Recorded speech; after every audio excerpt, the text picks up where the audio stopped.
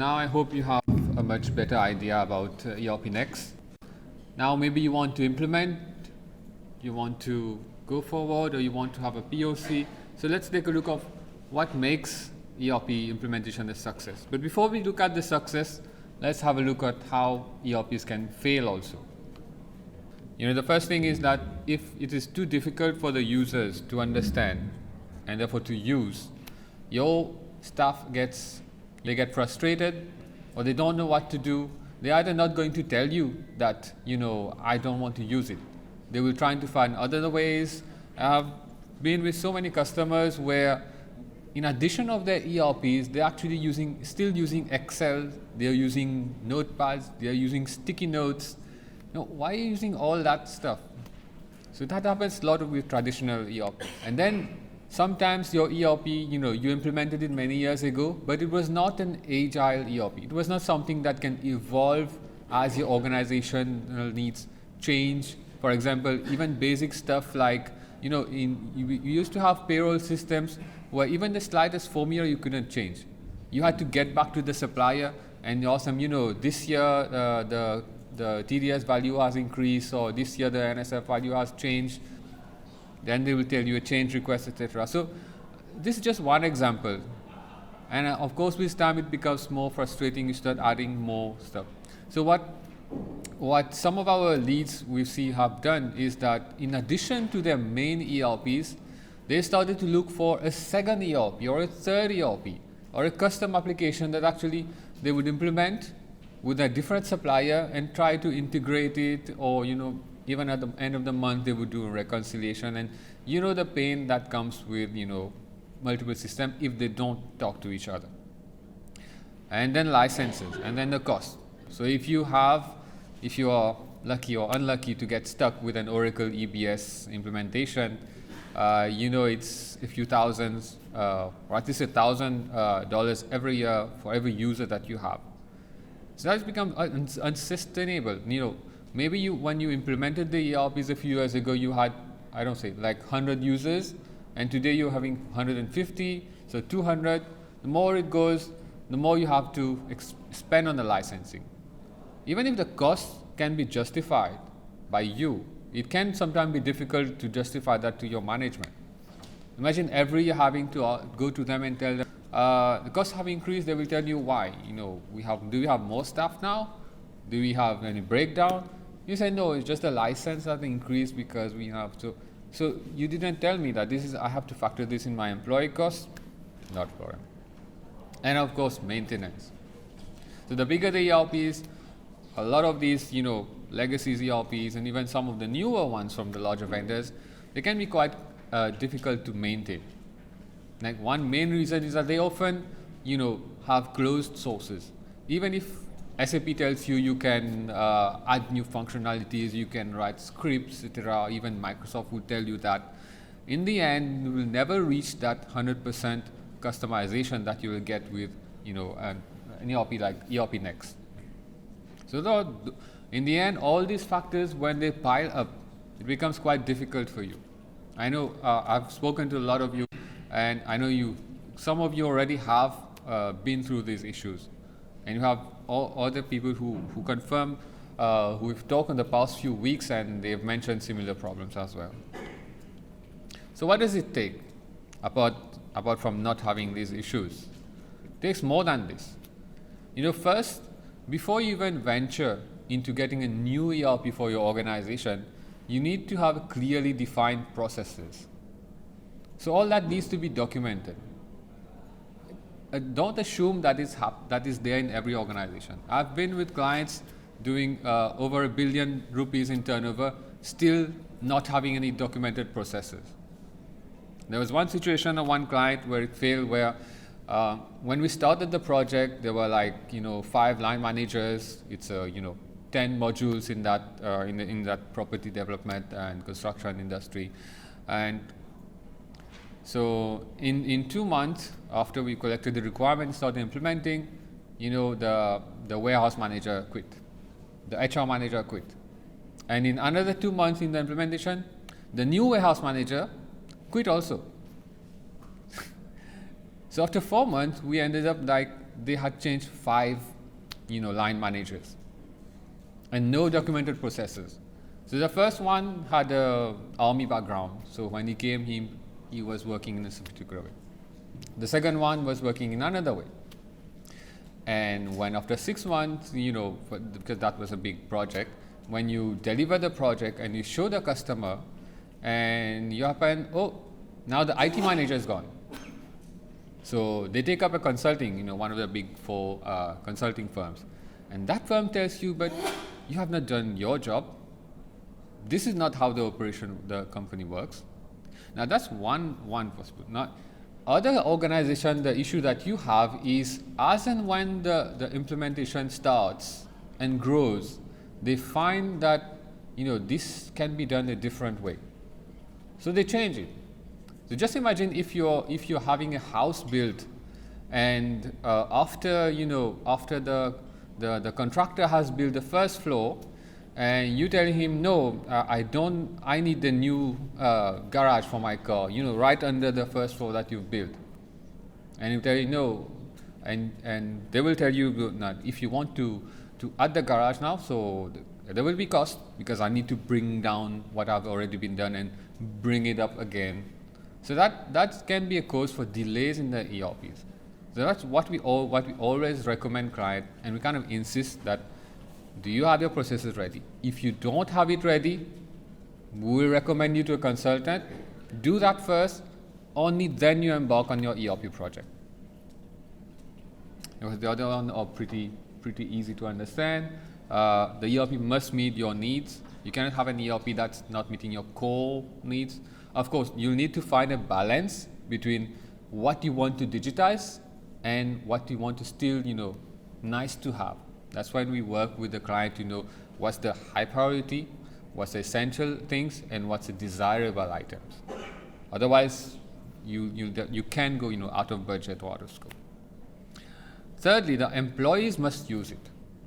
So even if you have the best ERPs implemented and your defined processes, it's under budget, it's meeting all the organization needs, but you find that your people are not willing to use it. Well, the chances are quite less, because with ERPNext, actually, I have clients who already started to use the system before getting training. Because even today, during presentation by Krishan, you saw how easy it is to get started. But in many cases, we see that, for example, I work in a project where it was successfully implemented. The customers were happy. We got very good comment from the CEO, from the finance manager. We got ERP changed our lives, and that was really good to hear. And then he said that, but not everyone is using it. So only the departments who actually using it found the benefit. And finally, technology has to be something secure, something safe and reliable, and not very laggy, not slow, very stable, backed up, etc. So how to ensure all of these items? So the first thing is communication. The communication needs to be very good throughout the project.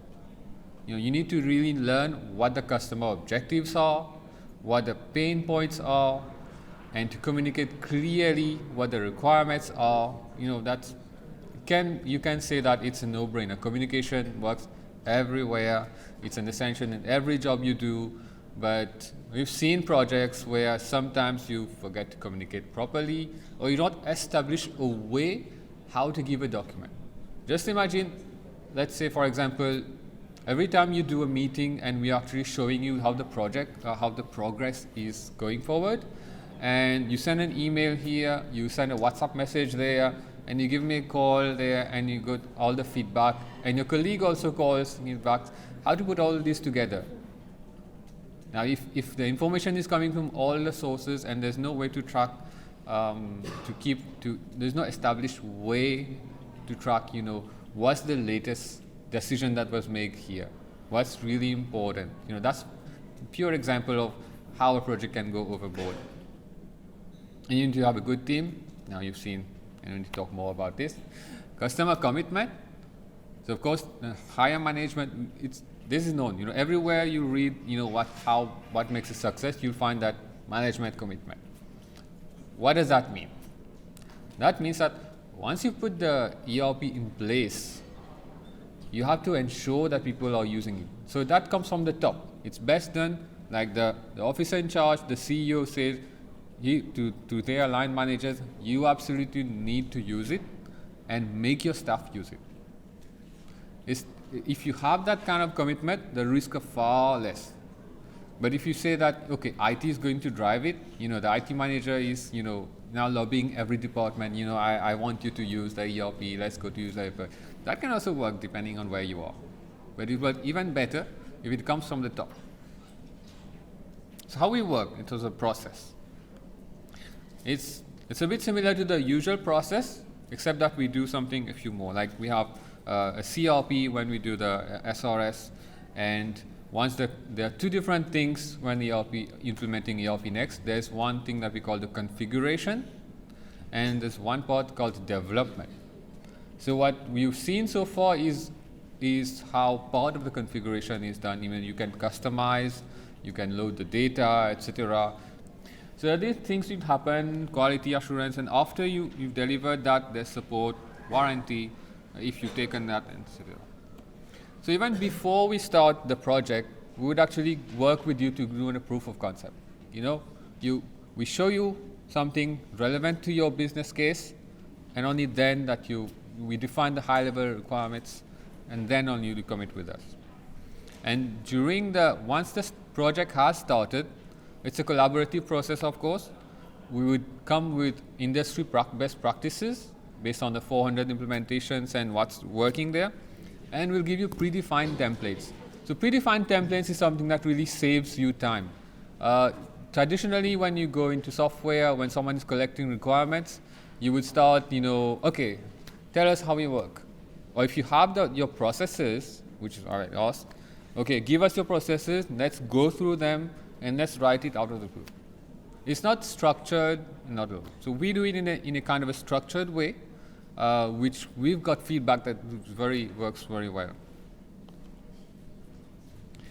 And of course, then we do a CRP, like conference room pilot. We actually show you the system, and we go through your high-level requirements, and we map it. Like we see what's included and what's not included in the ERPNext, the way it works. This allows you to do a gap fit analysis and to decide how much customization we need to do, how much development we need to do, so that it really meets them. And of course, when it comes to delivery, different levels of quality assurance is one that's done, on the development side and on the before it comes to you. We also do another quality check to see that is it really meeting what was agreed in the beginning. And of course, there's training for the users, training for the administrators also, so that they can, do that customization, that coding part. That's going to be your IT department, you people. And go live. That doesn't end here. I'm trying to be quite fast. I plan a few more minutes. Now you've gone live. This doesn't end here. As you know, you are going to use the ERP maybe for 3 years, 5 years. We met a lead who's been using the same ERP for 23 years. So it has to be some kind of support. Like I said, how is it going to continually fit your business processes? You need that because your processes are going to change.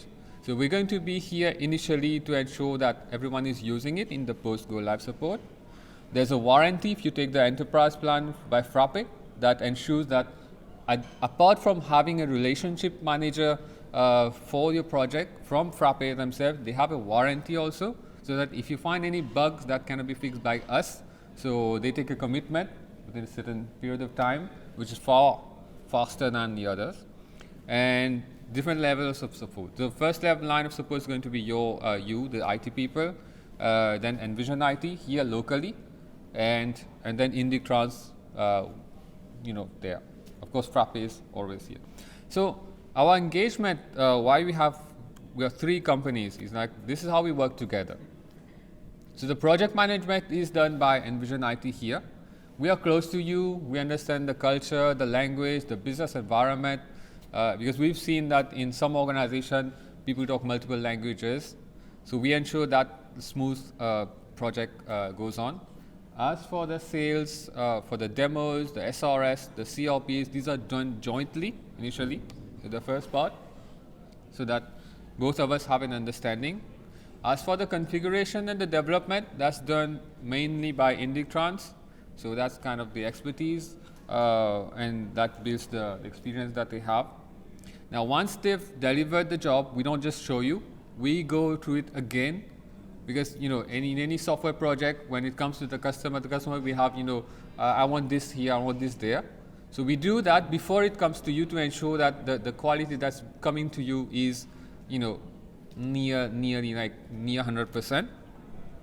And of course, the migration UAT does. Once it goes live, the support is given us by us. So we have the team which Varuna presented here. We're going to focus on the support once it go live. And if any new features comes up, Frappe keeps deploying new fixes, new features, and the warranty also if it's up. So that's it.